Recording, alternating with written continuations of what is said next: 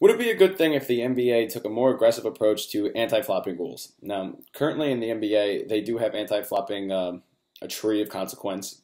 First time offender gets a warning. Second time offender gets a $5,000 fine. Third time offender gets a $10,000 fine. Fourth time offender gets a $15,000 fine. Fifth time offender gets a $30,000 fine. And a sixth time offender will then get a suspension. Now, at first look on this, a warning. For the first 4 offenses, you are fined a total of $30,000 for the first 4 offenses total. And for me, $30,000 for a lot of these NBA players, even on minimum contracts, it's not all that much. And if you were to look at, especially if, let alone the big time players, which obviously have the ball in their hands the most, which are in the big time situations that can obviously do this offense more often and have more of an incentive to do so, because the consequence really doesn't levy that much of a penalty against them at all.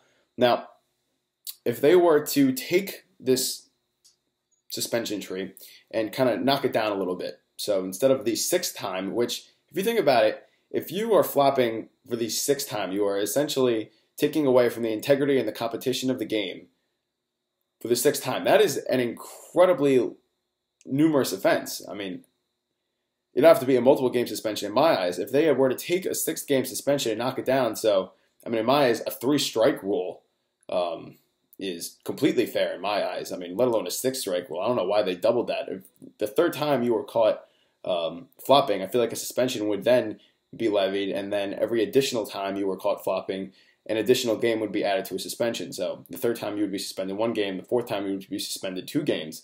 And I guess I would have to really look into if that would carry over to the playoffs or not. Most of the time they offset and kind of eliminate that. But I feel like if they were to do that, the way the NBA defensive rules are set now, it's a more offensive game. That's just a fact. But it would really add to the NBA's game flow and play style if people were not able to kind of manipulate certain calls at a certain amount of time. I feel like in today's NBA, the play stops because of the numerous amount of offenses a defensive player can do against an offensive player in which they will call for a foul. Whereas if you were to try to take away even the thought of flopping, which I think that they should also post-game take a more aggressive review at checking for anti-flopping during the game, it would kind of, over time, throw that kind of mentality out the window. So it would open up game flow more. People would be more focused just off playing defense. And obviously there are situational fouls that would make sense. If you're beat, obviously you foul. But if you're beat and you flop, I mean, I think they should really take a more aggressive approach to this, and it would open game flow more. You would have less fouls, the flow of the game would be constant, and you would have less stoppage. And I think that would greatly improve the quality of the game under the certain rule subsets that are in place right now.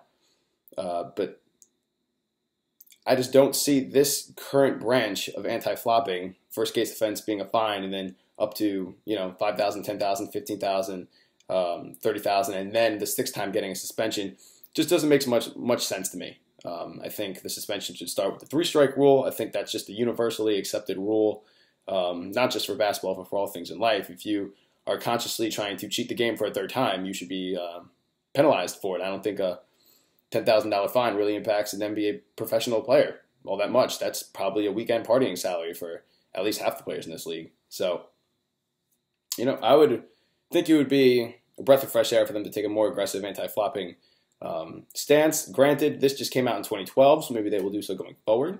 But that's just my 2 cents. I want to know what you guys think. Please leave your comments down below. This is Both All Things Sports, and I'll see you guys later.